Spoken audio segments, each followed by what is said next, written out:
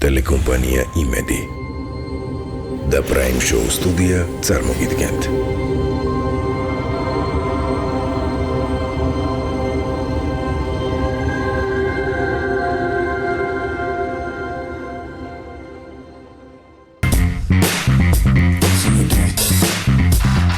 მოგესალმებით, დღეს ოთხშაბათია და Prime Show იმედის ეთერშია. თანამედროვე ცხოვრების რიტმიდან გამომდინარე, იშვიათად მოიძებნება ოჯახი, რომელსაც ბავშვის აღზრდაში დამხმარე არ ჭირდებოდეს.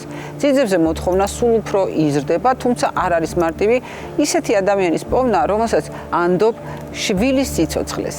ჯანმრთელობას, აღზრდასა და განვითარებას. სოციალურ ქსელებში ხშირად ხვდებით აღშფოთებული მშობლების პოსტებს, რომლებიც ძიძასთან ურთიერთობის ცუდ და ზოგჯერ შოკის მომგვრელ გამოცდილებაზე გვიყვებიან. არის შემთხვევები, როდესაც ძიძები უხეშად არღვევენ ბავშვთან მოქცევის წესებს.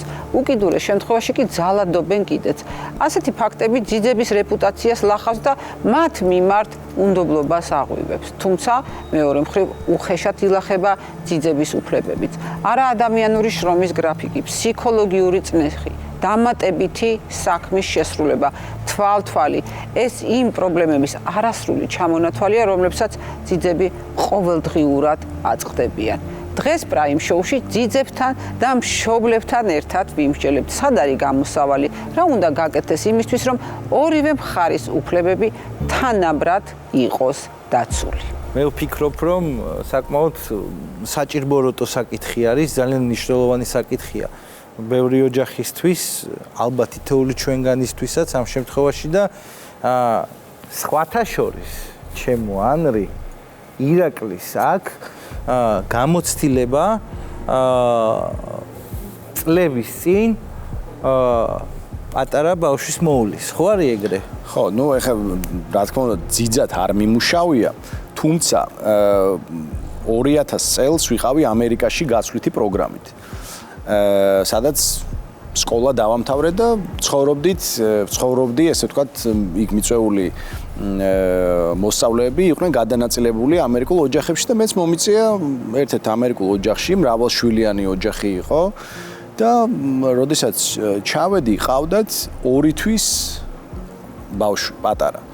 და ისე იყო გადანაწილებული, რომ მშობლებიც მუშაობდნენ, ბებია-ბაბა მუშაობდა და ჩემი სკოლა, ესე ვთქვათ, დილით იწყებოდა, სადღაც 2 საათზე, 3 საათზე ბრუნდებოდი და ფაქტობრივად მთელი დღის განმავლობაში მე ესე ვთქვათ, ყავდა ეს ბავშვი ჩაბარებული, რაც საკმაოდ რთული, მაგრამ ამავდროულად ძალიან სასიამოვნო პროცესი არის. მაშინ ვიყავი 15 წლის, 15-16 წლის. და როგორ განდეს ესეთი პატარა? არა, ცხოვრობდი იმ ოჯახში. ხო, მაგრამ პატარა იყავი ასაკით. პატარა 15 წლის, ახლა ეგეთი თუ ჩემო ოჯახმა ამერიკაში გამიშვა 1 წლით მარტო, ახლა იქ სახლში როდესაც 2 თვის ბავშვის ჩაბარება 15 წელს. არა, ჩაბარება, ახლა რაზე არის ხო საუბარი, რომ პირობითად ლეგიტიმური კითხვაა. ხო, იმ არ შეიძლება ესეთი სანდომიანი იერი მქონდა.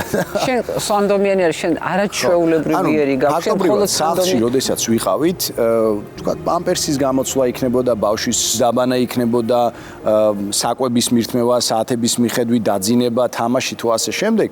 რაღაცა ხო ხტები, ძალიან ორგანულად შეიძლება ითქვას, რომ ეს პროცესი შემოვიდა თუ მე შევედი ამ მათ ცხოვრებაში, არ ვიცი, მაგრამ 1 წლის განმავლობაში 13 თვე გამომივიდა, რაც იმ ოჯახში ვიყავი, საოცარი მოგონებები მაქვს და ახლა ამ გადმოსახედიდან უკვე როდესაც მიგზავნიან ამ უკვე ესე ვთქვათ ძალიან დიდი ბიჭის ფოტოებს, მე უგზავნი აქედან, როდესაც ესე მხარზე მყავდა, ესე ვთქვათ, შემომჯდარი.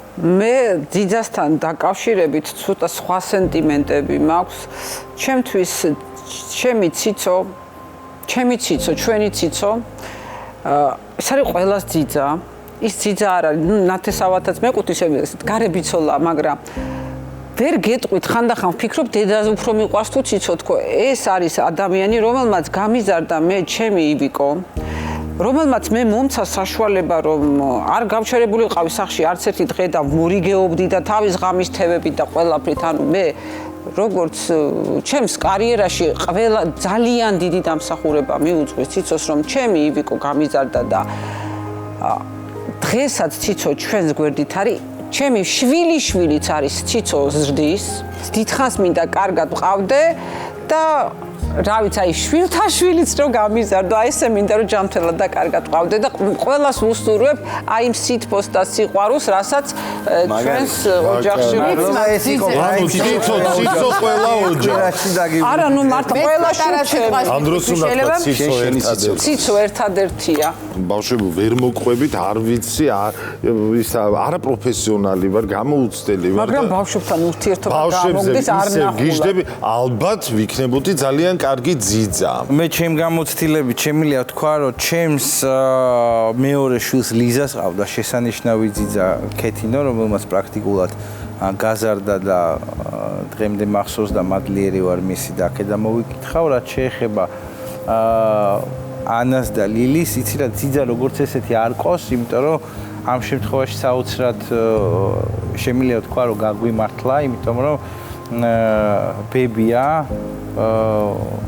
ემა ბებია იმდენ დროს უთმობს, რომ ჯანეთს ძალიან ეხმარება და ჯანეთსაც თავი გადადებული აქვს ბავშვებზე, ძალიან დიდ დროს უთმობს და ჩემთვის რა თქმა უნდა ეს ფასდაუდებელია, თუმცა ამის როგორც მოთხოვნა ან თუნდაც თხოვნა არასდროს მქონია ეს თავისი ბუნებრივი სურვილია და ჩემთვის ერთი დიდი ბედნიერება ამის ყურება და ასევე ანას ძალიან ამდიდრებს შინაარსობრივად და ინტელექტუალურად ბებიას და სვეტა ქალბატონი, რომელიც ძალიან ხშირად კი ჩართულია მის ინტელექტუალურ განვითარებაში და მადლობას ვეუბნები აქედან. მე მგონი დროა სტუმრებზე რა თქმა უნდა. სტუმრებსაც მივმართოთ.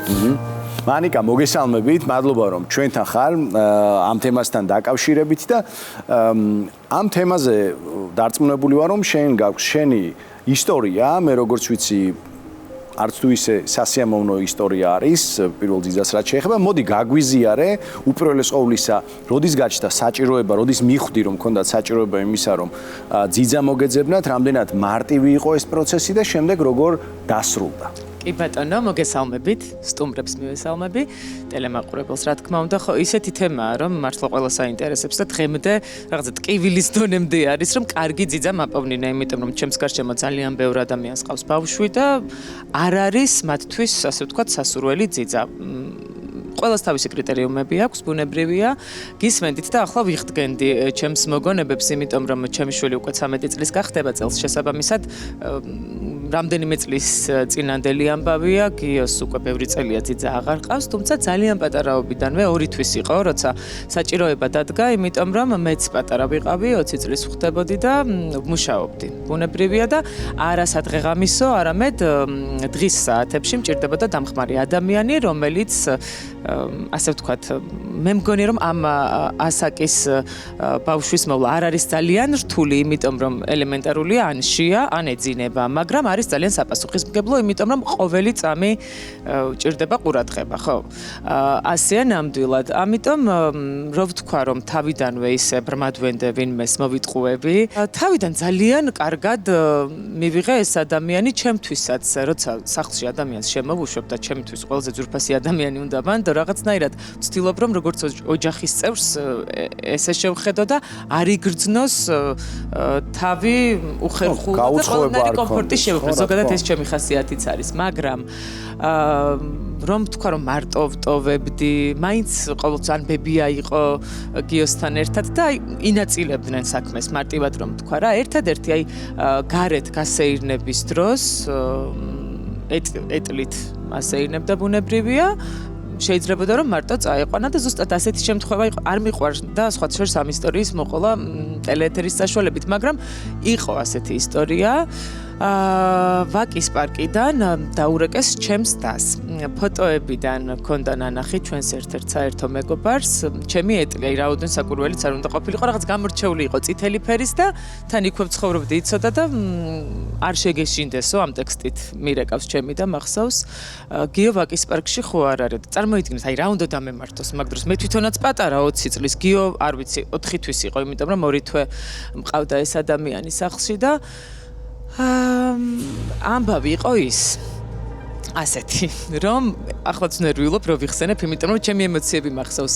ბავშვი ისე ტირისო, ეს გოგო ურეკავდა ჩემს დას, რომ აი მართლა კრუნჩხვაში ლამის ვარდებაო და ამ ქალს რეაქცია არ აქვს, აი ანჯღრევს ეტლს და არაფერს არ შვება და ამ დროს ხო ბავშვი როტირის 4 თვის ბავშვი რა უნდა ანშია, ან ეძინება, ან რაღაცა აწუხებს, ხო უნდა ამოიყვანო დააწყნა, ანუ ელემენტარულ რაღაცას მოითხოვს, არა რაღაც განსაკუთრებულ უნარ ჩვევებს და მე სანამ მივედი იქ საჭესთან ვიყავი და ჩემი მეგობარი გადმოვსვით, ჩემი დამემართა, მაგრამ დავრეკე ოჯახის სხვა წევრებთან და ჩემამდე მივიდა ჩემი მეუღლეც, ბებიაც. სხვათა შორის ეს ქალბატონი არ მინახავს მე, იმიტომ რომ ისე ვინერვიულე რომ არ მქონთან დღეს ალბათ სხვანაირად აღვიქვამდი კიდე ყველაფერს და ალბათ უფრო მეც უსაყვედურებდი და უფრო გაუბრაზდებოდი და იმ მომენტში უბრალოდ ჩემთვის მნიშვნელოვანი ის იყო რომ დავწყნარდი რომ გიო კარგად იყო და ჩემამდე მივიდნენ და ამშვიდეს ბავშვი წამოიყვანეს და ის უხმოდ დავემშვიდობი ამ ადამიანს თუმცა რა თქმა უნდა ჩემს მაგივრად იქ ბებია ჩაერია და ალბათ უთხრა სათქმელი უბრალოდ ჩემთვის გასაკვირი იყო რომ ვერ მიხვდა ანუ ვერ მიხვდა რა დააშავა და რამ გამოიწვია ეს და იცი რა ალბათ ეს შეგრძნების დონეზე უნდა გქონდეს ანუ ბავშვის ტირილი თუ არ გაწუხებს ვერ იქნები კარგი ძიძა, არ ვიცი, შეიძლება ასეთი შეფასება და იმიტომ ვერიდებოდი ხოლმე ამ ისტორიის მოყოლას, რომ ახლაც არც სახელს გავიხსენებ და არაფერს, ანუ ცემა არ ყოფილა, რაღაცა ისეთი არ ყოფილა, 4 თვის ბავშვი თუ ფიზიკური ძალადობა მექნებოდა მოსაყოლი, ალბათ მართლა სრულ ჭკუაზე შეიძლება და არ ყოფილიყავი, მაგრამ აი ხო, კარგი ძიძა რომ არ იყო ფაქტია. სააგენტოს ვუთხარი ამის შესახებ, კი, იმიტომ რომ თვითონაც დაინტერესდნენ და კარგია რომ ეს სისტემა არსებობს დღეს, იმიტომ რომ ჩემს მეგობრებსაც აქვთ ამის გამოცდილება, რომ სააგენტოს მეშვეობით უპოვიათ კარგი ძიძა. ჩვენთან სტუმრად დღეს არის ქალბატონი თამარ ფარულავა, ძიძების სააგენტოს დამფუძნებელი, მოგესალმებით. როგორი არის რეალობა? თქვენ სააგენტოში რა მოთხოვნები არის, რა მოთხოვნებს უნდა და კრიტერიუმებს აკმაყოფილებდეს ძიძა, რომელსაც დაასაქმებთ თქვენთან? და ხომ არ იცით, რამდენი სააგენტო არის საქართველოში? პირველ რიგში დიდი მადლობა მოწვევისთვის, ეს არის ჩემთვის ყველაზე სასიამოვნო და ამავდროულად მტკივნეული თემა. და ასევე მინდა ვისარგებლო შემთხვევით და ყველა დამქირავებას თუ დასაქმებულს მადლობა უნდა გადაუხადო 18 წლის ერთგულების თუ ჩვენ 18 წელია ვართ ქართულ ბაზარზე. ეხლა თუ ჩაუღრმავდებით ძიძების თემას, ეს არის ჩემთვის კატასტროფა, როდესაც ადამიანს სატელეფონო საუბრისას იღებ ადამიანისაგან და დასასაქმებელისაგან ინფორმაციას და თვლი რომ ის არის მისაღები ამ სატელეფონო საუბრის შემდეგ. პირველი რაც უნდა გააკეთდეს, ეს არის რომ ოპერატორმა პირდაპირ მისი სახელი და გვარით მოახდინოს ჩაწერა გასაუბრებას და დანარჩენი უნდა გამოიკითხოს ყველაფერი მისი დეტალური პირადი შეხვედრის შემდგომ. და აი პირადი შეხვედრის დროს ძირითადი კრიტერიუმები რა არის? სანამ დასაქმებამდე მიხვალთ, იმდენი რამე უნდა შეაფასოს იმ ადამიანში, რომ ის რეალურად დასასაქმებელია თუ არა. ჩემთვის მთავარი გადამწყვეტი მნიშვნელობა აქვს ვიზუალს, რა ვქნა. ნუ არც მისი გაკეთებული საკვები არ მომეწონება ასე შემდეგ. მეტყველება ვიზუალური მხარე და უკვე გადავდივართ ყველაზე მთავარი არის მისი გამოცდილება. თუ თქვენ ასე ადვილად გონიათ რომ გამოცდილებაში ის სიმართლეს ამბობს, რომ მას ის ნამუშევარია ამ ოჯახში, ძალიან ცდებით, იმიტომ რომ როდესაც მივდივართ ჩვენ იმ ოჯახებში ხშირად, სადაც ის ნამუშევარი არის ცრუ განგაში, ანუ საერთოდ არ ფიქსირდება, რომ ის ოჯახში არის ნამუშევარი, თუმცა კანონმდებლობით ჩვენ არ გვაქვს უფლება, რომ პირდაპირ ესე მივადგეთ ოჯახს, რომლის საკონტაქტო ნომერსაც სამწუხაროდ გვაძლევს დასასაქმებელი და გამოვიკითხოთ ჯერ გარე მიდამოთი ვიფარგლებით და შემდეგ ასე ოჯახამდე ვახწევთ. ხშირ შემთხვევაში 100%-დან სადღაც 70% ამართლებს. დანარჩენი 30% არის ცრუ ინფორმაცია, ვითომ არის ნამუშევარი. ერთი უნდა ჩაგეკითხოთ თქვენ, რომ როდესაც დაიწყეთ კრიტერიუმებზე იყო საუბარი, ვიზუალურად, აი რას ნიშნავს ვიზუალურად, ანუ გარეგნობის რამე, ესე ვთქვათ, ნიშნულებია თუ ჩაცმულობას? არა, ჩაცმულობაც ვიზუალი არა, წონაც. თქვენ ეხლა ამბობთ, რომ თუ ადამიანი ჭარბწონიანია, ძიძად ვერ იმუშავებს? ნამდვილად თქვენ აიყვანდით მაგალითად 150 კილოიან ძიძას? რა თქმა როგორ შეიძლება ეს ეხლა თქვენ რასაც უსაყვარლესი მარინა, რომელიც ჩემი შაბათკვირის ძიძა იყო. ისეთი კაი მრგვალფორმიანი, ისეთი ენერგიული, ისეთი მხიარული, ისეთი პლასტიკური, ისეთი მოქნილი. მეც ასეთი ვარ, რა ვიცი, ძიდაც რო დამჭირდეს მუშაობა, არ დამიწუნა თქვა ალბათო ძალიან ენერგიული ისედაც ხო ვიყავი ხარა ორსული ეგეთი წონის და სუპერ ენერგიული და სუპერ ჰიგიენური და სუპერ ყველაფერშია მაგრამ ოჯახები როდესაც ითხოვენ და შენ თვითონაც როცა აფასებ დასასაქმებელი რომელიც ამოდის მესამე სართულზე მაგალითად სადაც ოფისი გვაქვს ნუ იმდენად დაღლილი ამოდის ის თელ დღის განმავლობაში როგორ იქნება ასეთი გამხდარიც ძალიან ბევრია უკვე დაღლილი რომ იბადება ესეთი ძალიან ბევრია არ ვამბობ მაგრამ ყოველ შემთხვევაში ის ნორმატივები არსებობს რაც ძიძამ უნდა დააკმაყოფილოს არ ვეთანხმები არავითარ შემთხვევაში არ ვეთანხმები იმიტომ რომ წონა აქ არაფერ შუაშია იგი იმდენი კრიტერიუმი არის და იმდენ კრიტერიუმს უნდა აკმაყოფილებდეს ამ ყველაფერს თუ აკმაყოფილებს და შენ თუ აი წონა არ მოგეწონა ამ ოჯახში იმ სიზარ თუ არ იმუშავებს ძალიან კარგი ვიზუალში წონა ითვლება თუ ოჯახს ესეთი დამოკიდებულება აქედანვე კიდევ ერთხელ ვამბობ რომ ჭარბწონიანი ძიძა მყავდა რომელიც არაჩვეულებრივად უვლიდა ბავშვს და ამის წონასთან დაკავშირებით არანაირი პრობლემა არ ქონდა. საკვებსაც არ იღებდა, ბევრს თუ ამაზე ნერვიულობს ოჯახი არ ვიცი. ოჯახი მაგაზე არ მოქნილობაზე ნერვიულობს. ისეთი ეხა ავდგები და უნდა მოვიქნიო ყველაფერი ისეთი მოქნილი. მოიცა ეხა დღეს ხარ. გააჩნია წონას და გამხდარი მოუქნელი არ გინახავთ, რამდენიც გინდა ზარმაცი, დაღლილი გამხდარის მეტი რა არის? და ჩემი ორი კოლეგა, რომელიც ძიმეწონიანი იყო, ზუსტად მეორე სართულზე მუშაობდა სამ ბავშვთან ერთად. ჩვილ ბავშვებთან ერთად, რომლებსაც რა თქმა უნდა უზღვავი ყურადღება ჭირდება, 24 საათიან სმენაში იყვნენ. აქ წონაზე არაფერი არ არის დამოკიდებული. მთავარია მონდომება, პასუხისმგებლობა, გააზრებული გქონდეს ეს ყველაფერი და შეგვიძლია მთა გადავდგათ. მით უმეტეს, როცა ადამიანისთვის ყველაზე მნიშვნელოვან ქმნილებას ეხება შვილს. ყველა მშობლები გავხვდებით, ღმერთმა მოგვანიჭოს ეს როლი ცხოვრებაში და აქ წონა არის მეათეხარისხოვანი, ბევრად უფრო მნიშვნელოვანი რაღაცები გვევალება. ჩვენ ძიძებს ჩვენ უბრალოდ ახლა კითხვა დამისვეს და მე ამაზე ჩაღვმართო რა.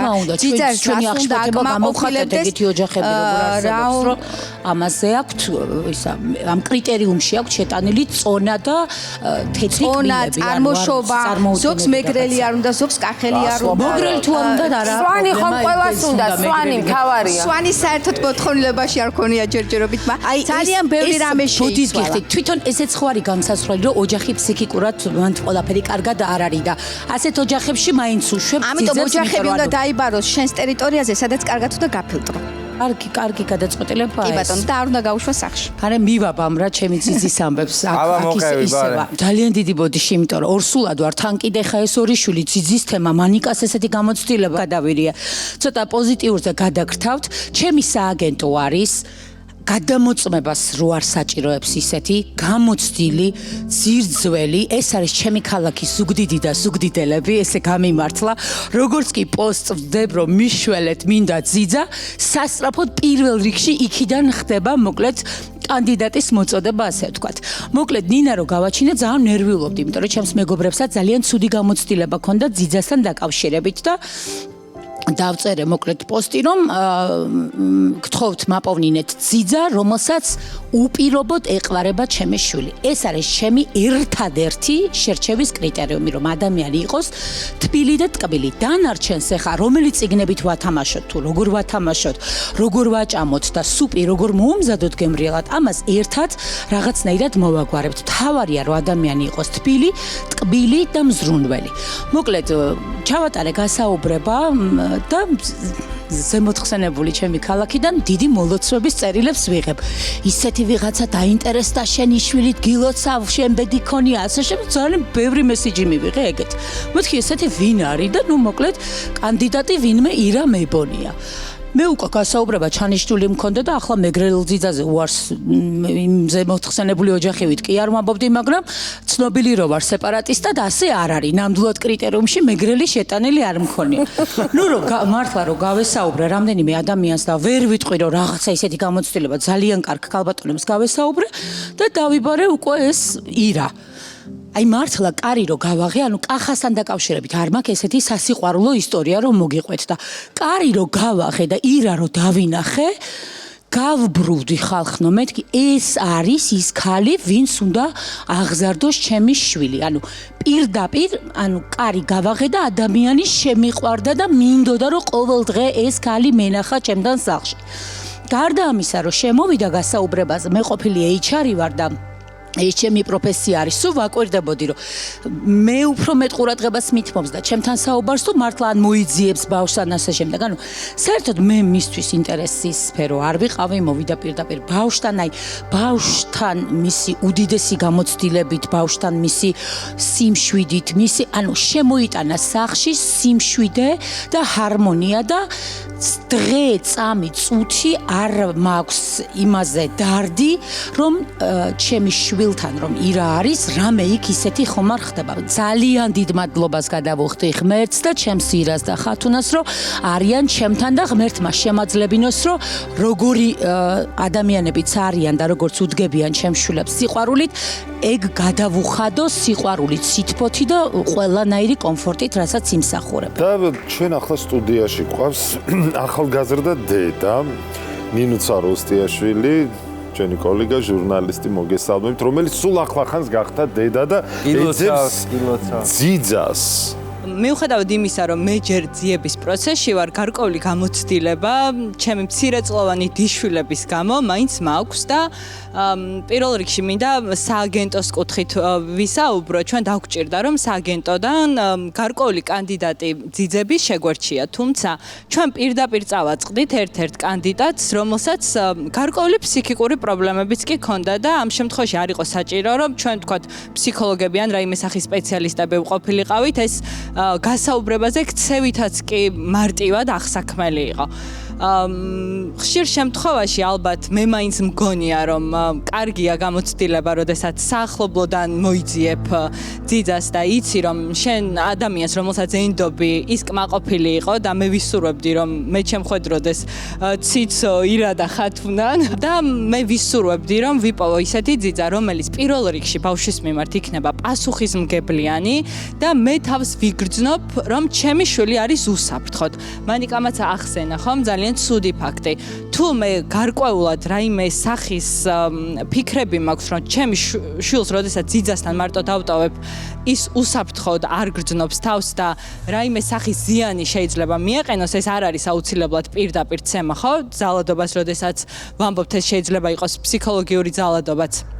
ვისურვებდი, რომ რაც შეიძლება მეტი და მეტი, ესე ვთქვათ, შემოწმებები იყოს როგორც სააგენტოს მხრიდან, ისე ოჯახის მისამართით. მე ვიცი ოჯახები, რომლებსაც უყენიათ მაგალითად ვიდეო კამერა. გარკვეულწილად მგონია, რომ ესეც საჭირო არის, იმიტომ რომ როდესაც უცხო ადამიანი შემოდის შენთან ოჯახში, არ იცი ხო, ბოლომდე არ ხარ დარწმუნებული ამ ყველაფერში. დიდი მადლობა. დიდი მადლობა. ბატონო ამირან, მოგესალმებით. ჩვენ დღევანდელ გადაცემაში ყავს ადვოკატი და მნიშვნელოვანი არის თქვენი პოზიცია ზოგადად აი ამ თემის ირგვლივ. აი ამ ურთიერთობებში, რომელზეც ახლა ჩვენ საუბრობთ, აი ამ სითბოსა და სიყვარულში დამსაქმებლებსა და დასაქმებულ შორის საერთოდ დაიკარგა ის, რომ ეს ადამიანები შრომით სამართლებრივ ურთიერთობებში იმყოფებიან. ამიტომაც რეგულაციების მიღმა ბევრი გამოწვევებიც ჩნდება პარალელურად. აუცილებელია რომ არსებობდეს მინიმალური სტანდარტები და ამაზე ფიქრობ ყველა ვთანხმდებით. ეხლა ნამდვილად კიდევ ერთხელ მე არ მინდა სიტყვის გამოვეკიდო და ჩემი პატივისცემა თქვენ, მაგრამ ეხლა ვიზუალით შერჩევა რამდენად ჯდება საერთოდ თანამედროვე სამართლებრივ აზროვნებაში ადამიანის უფლებების შესახებ, ეს კიდევ ცალკე საკითხია და ვერ დაგეთანხმებით. აი თქვენ საუბრობდით მაგალითად რომ ბავშვიო თუ ტირისო უნდა იცოდეს მინიმუმ როგორ უნდა გააჩუმოს გაჯეტის გარეშეო. ამ დროს არსებობს აუცილებელი მოთხოვნა იგივე ევროკავშირის სტანდარტებიდან გამომდინარე იმისათვის რომ ძიძას უნდა შეეძლოს პირველადი დახმარების აღმოჩენა. მას უნდა კონდეს ეს კურსი გავლილი აუცილებლად. განგრძობადი განათლება აუცილებელია, მნიშვნელოვანია და სააგენტოები სწორედ ამ საქმიანობით უნდა იყვნენ დაკავებულები. შრომითი სამართლებრივი ურთიერთობები. ჩვენ როდესაც ბავშვებზე ვსაუბრობ და ბავშვების უფლებებზე ვივიწყებთ ხშირად ძიძის უფლებას, რომ მან საპენსიო დანაზოგი გააკეთოს. მე დარწმუნებული ვარ, რომ უმრავლესობას თუ 99%-ს არ ვიტყვით და შეიძლება 100%-საც შინაურული ხელშეკრულებებია გაფორმებული თავის ძიძებთან და ხელზე აძლევენ. შეიძლება იმაზე მეტანაზღაურებასაც აძლევენ, ვიდრე თვითონ ძიძა თხოვს მათი ურთიერთობიდან გამომდინარე და ხშირად ალბათ ესეც ხდება.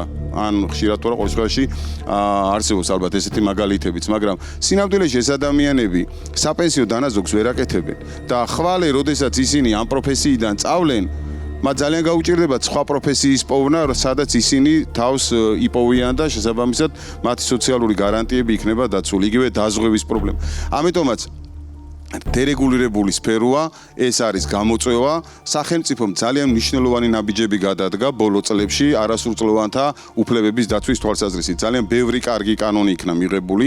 მათ შორის მინდა გითხრათ, რომ სამართლებრივ სივრცეში დღეს ყველა ადვოკატი, ვინც არასრულწლოვნების საკითხზე მუშაობს, ყველა პროკურორი, ყველა გამომძიებელი და ყველა მოსამართლე არის ლიცენზირებული.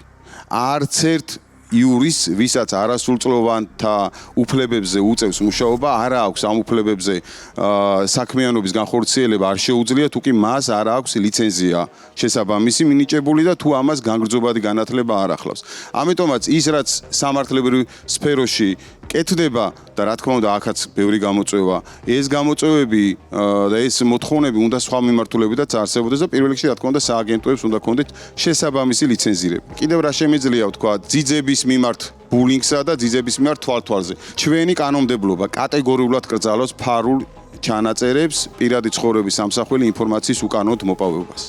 ამიტომაც თუ კი ჩვენ სახლში გვიყენია ვიდეო სათვალთვალო სისტემები, ძიძები უნდა ინფორმირებულები იყვნენ ამის თაობაზე. ჩვენ სოციქსელში სწორედ ბევრი ვიდეო გვაქვს ნანახი, სადაც სწორედ ესეთი სათვალთვალო კამერებით არიან მოძალადე ძიძები გამოვლენილი. სხვა შემთხვევაში მშობელი ვერ უმტკიცებდა, რომ ბავშვს რაღაც სილურჯეები აქვს, რაღაც ბავშვის ქცევა არ მოწონს, იმიტომ რომ აშლილია ბავშვი, გამოსულია მწყობრი და აი ასეთ დროს დაუშვათ ვარ მშობელი. და საფუძვლიანი ეჭვი მაქვს, რომ ბავშვს ძიძა არ ექცევა სათანადოდ. რა ბერკეტი მაქვს ასე დროს, როგორ გავხსნა საქმე, რომ ძიძა არის მოძალადე. პირველი რომ თქვენ არ ახართ გამომძიებელი და ვალდებული არ ახართ.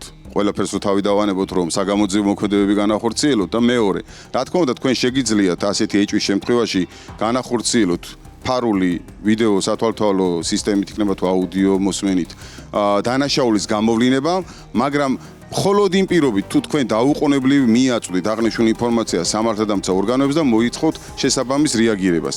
მხოლოდ ამ შემთხვევაში ექნება თქვენ ჩანაწერს ერთის მხრივ იურიდიული ძალა, ანუ როგორც მტკიცებულების ძალა. ანუ უნდა შევათანხმო ორგანოებთან. შეიძლება არ შეათანხმოთ, მოიპოვოთ ეს ინფორმაცია, მაგრამ ეს ინფორმაცია უნდა გამოიყენოთ დანაშაულის გასახსნელად, ანუ მიმართოთ საგამოძიებო ორგანოებს. და არა იმიტომ, რომ თქვენ გქონდეთ ეს ინფორმაცია, თქვენი პირადი ანგარიშწორება განახორციელოთ შემდგომ. ეს არის კანონის აუცილებელი მოთხოვნა მოცემული. ძალიან მნიშვნელოვანი რამ გავიგეთ ახლა ჩვენ ადვოკატისგან. ერთი არის დანაშაულის გამოვლენა ჩანაწერის სახით და ძალიან გეთანხმებით ამაში და მეორე არის, როდესაც სახეზე გვაქვს სიმპტომები, რომელიც ბავშვს უვლინდება. რითაც შეგვიძლია ეჭვი მივიტანოთ, რომ შესაძლოა ბავშვი არის ფსიქოლოგიური ზეწოლის ან ძალადობის მსხვერპლი. ეწყებათ ძილის დარღვევა, ღამის კოშმარები, ღამის ენურეზი, სომატური სხეულებრივი ჩივილებიც იწყება, მუცლის ტკივილი, თავის ტკივილი, განსაკუთრებულად აღარ უნდა ბავშვს ძიძასთან დარჩენა. აუწონავი არის იმ სიმპტომების ჩამონათვალი, რომლებიც მიგვანიშნებს, რომ ბავშვს დახმარება სჭირდება. და ასეთ დროს თუ აი ეს დიდხანს მივაყურადეთ, შესაძლოა ბავშვთან ნევროზის რეგისტრის ნებისმიერ აშლილობამდე მიგვიყვანოს და ამდენად ძალიან მნიშვნელოვანი არის თუნდაც ფსიქოლოგის ჩართვა, აი აქ, როდესაც ეჭვი მივიტანეთ და გვინდა ეს დავადასტუროთ, ფსიქოლოგსაც შეუძლია ამის დაადასტურება, რომ ნამდვილად ბავშვი არის ზეწოლის და ძალადობის მსხვერპლი და მეორე არის, რომ კარგია, რომ სამართლებრივი ბერკეტებიც ამისი არსებობს. თამუნა, ბარემ აი აქვე გკითხავთ, ჩვენ დღეს ბევრჯერ ვახსენეთ, რომ თქვათ გასაუბრებაზე მოდის ძიძა სააგენტოდან თუ აი ესე პირადი კონტაქტებით, შემდეგ არის ხოლმე 1-2 დღე იმისათვის გამოსაცდელი პერიოდი, შეიძლება ცუდი სიტყვა, მაგრამ თვითონ ძიძებსაც უნდათ ხშირ შემთხვევაში ისინიც ამბობენ, რომ ისინიც უნდა მოერგონ, ხო, ოჯახს, უნდა იყოს თანხვედრა მათი, თქვათ საერთო ინტერესის. რას უნდა მიაქციოს მშობელმა ამ გასაუბრების დროს უფრო მეტი ყურადღება, ვთქვათ, რომ აი ზუსტად იმ ფსიქოლოგიურ მდგომარეობაზე, რომ შემდეგ ჯანსაღად ვისაუბროთ ბავშვისაზე. კი ბატონო, აი როგორც დედებმა ჩვენს გადაცემაში უკვე აღნიშნეს, რომ მათი მოთხოვნა არის, რომ თბილი იყოს ბავშვთან მიმართებაში, მოსიყვარულე იყოს. ამას ფსიქოლოგიურ ენაზე ჰქვია, რომ ემოციური ინტელექტი ჰქონდეს ადამიანს განვითარებული. მანიკას кейსიც რომ ავიღოთ მისი შემთხვევაც, როდესაც ძიძას რეაგირება არ ჰქონდა ბავშვის ტირილზე. ეს არის ემოციური ინტელექტის დეფიციტი, როდესაც ძიძას არ შეუძლია ამოიცნოს ბავშვის ემოცია და მას შესაბამისი უკავშირი დაუბრუნოს.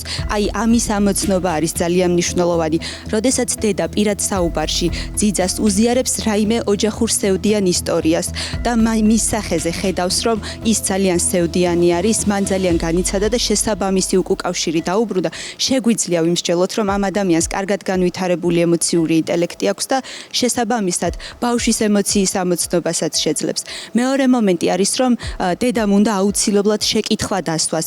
მაგალითად, როგორ მოიქცეოდით? თუ ბავშვს არ უნდა სკვერიდან წამოსვლა და უკვე წასვლის დროა.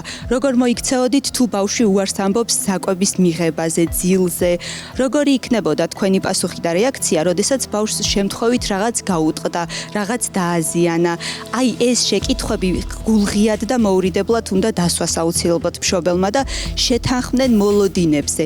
მე რისი მოლოდინი მაქვს როგორც დედას ძიძისგან და მას რისი მოლოდინი აქვს როგორც ჩემგან დამსაქმებლისგან. აი ამ შემთხვევაში თუ ჩვენ დაუფარავად ღიად ჩამოვაყალიბეთ ჩვენს მოლოდინებს, აღარ გვექნება ის პრობლემა, რომ ვიღაც ყავას არ ალევინებს ძიძას და ვიღაც საკვებს არ აჭმევს, ან ვიღაც ავალებს ზედმეტი საქმის გაკეთებას. ჩვენს ძიძაზეც უნდა ვიზრუნოთ ამ შემთხვევაში, მისის ემოციური საჭიროებებიც უნდა დავაკმაყოფილოთ. ამ ადამიანის კი ბატონო, და ამ ადამიანის ემოციურ კეთილდღეობაზე ჩვენი შვილის ემოციური კეთილდღეობა არის დამოკიდებული. დიდი მადლობა. და მე მინდა აქ ყველაზე ასე ვთქვათ დიდი გამოცდილების მქონე 43 წლიანი გამოცდილება გაქვთ არა ძიძობის. რამდენი ბავშვი ყავთ გაზრდილი? 7 ბავშვი. თუ გაქვთ დღესაც მათთან კონტაქტი? ძალიან თბილი ურთიერთობა გვაქვს. დღემდე დაბადების დღეებს მილოცავენ, დაბადების დღეებზე მივდივართ სტუმრად და ძალიან თბილი ურთიერთობა გვაქვს. იმიტომ რომ მაინც ახლა ამხელა გამოცდილება მაქვს. დავიწყე ბაგაბაგიდან მუშაობა და იქიდან მე გადავედი მუშაობა ოჯახში. ოჯახში ხო. როგორი გრძნობა არის, როდესაც შენ ბავშვთან უკვე მორჩი მუშაობას გაიზარდა და უნდა დატოვო ის ოჯახი და წამოხვიდე. აი ეს რა შეგრძნება? ეს ძალიან რთული პერიოდი მაქვს. ძალიან რთული, იმიტომ რომ იცით, ეჩვევით ბავშვს, ეჩვევით მშობლებს და ძალიან რთულია მე ჩემთვის იმ დავიწყება. იმიტომ რომ ყოველდღე ვურეკავ, კითხულობ როგორ არის რა. თვითონაც ბავშვებსაც ვენატრები და მშობლები თხოვენ რომ სტუმრად მივიდე და ბავშვთან ვიყო. ძალიან დიდი მადლობა და კესოსთან, კესო სამანიშვილთან მაქვს კითხვა, მოგესალმებით. კესო არის ვარსკვლავი სოციალური ქსელების თავის ჩინელ აღზრდილ ბავშვებთან ერთად. მე მგონი ყველას ნანახი გვაქვს ეს ვიდეოები. კესო იყო ჩინელი ბავშვების ძიძა, როგორ უყვარდათ ამ ბავშვებს კესო, ისწავლეს ქართული, არ უნდათ ჩინეთში წასვლა და ასე შემდეგ. რას მოყვები? კომბლე. კარგი, მიდი. Ikati komble. Mere? Mane jabas chalala chapesi komble. Mere? Kodato gachi ko. Kobe gachi ko. Kobe kiga chasi ata. No mane zata chari chachi.